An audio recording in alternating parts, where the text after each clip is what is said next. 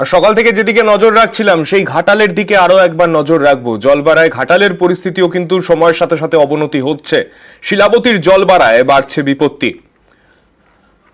আমাদের সঙ্গে রয়েছেন আমাদের প্রতিনিধি সুকান্ত। সুকান্তর কাছেই সরাসরি চলে যাই। সুকান্ত, ঘাটালের ছবিটা যে ছবি দেখতে পাচ্ছি তো যথেষ্ট ভয়াবহ এবং সকাল থেকেই আমরা নজর রাখছি সেদিকে, কিন্তু একটা বিষয় বলো, সকাল থেকে ডিভিসির জল, যখন ডিভিসি হতো সকাল থেকে আরো পরিমাণে জল ছাড়ছে, সেই জায়গায় ঘাটালের অবস্থা ঠিক কতটা অবনতি হচ্ছে, সকাল থেকে পরিবর্তন কতটা বুঝতে পারছো?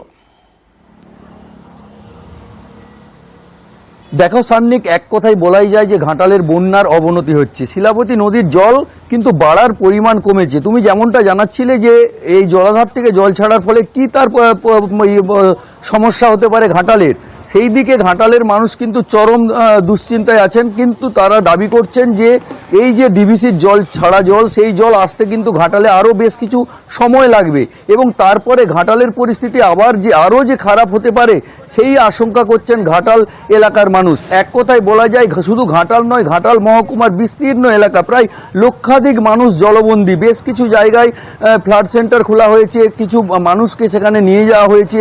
এখন প্রশাসনের উদ্যোগে পানীয় জলের ব্যবস্থা করা হচ্ছে। কিন্তু চন্দ্রকোনার যে কেঠিয়া নদী, সেই নদীর জলস্তর একটু কমেছে, কিন্তু ঘাটালে এখনও বন্যার অবনতি হচ্ছে বলে ঘাটালবাসী জানাচ্ছেন।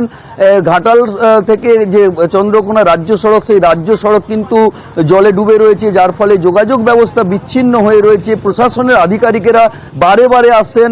তোমাকে জানিয়ে রাখি সান্নিক, গতকালই ঘাটালের মুখ্যমন্ত্রীর নির্দেশে এসেছিলেন জেলা পুলিশ সুপার এবং জেলা প্রশাসনের আধিকারিক। তিনি ঘাটালের বাঁধ পরিদর্শন করে গিয়েছিলেন। এক কথায় ঘাটালের পরিস্থিতি কিন্তু উদ্বেগজনক। এখনো মানুষ কিন্তু তাকিয়ে রয়েছে যে কবে এই শিলাবতীর জল কমবে। তারা বলছেন যে দুর্যোগ কেটেছে কিন্তু দুর্ভোগ এখনো কাটেনি এবং দুর্ভোগ আরও কতদিন, এই পুজোর সময়, পুজোর আগে আরও কতদিন এই দুর্ভোগ চলবে, সেই নিয়ে দুশ্চিন্তায় ঘাটালবাসী।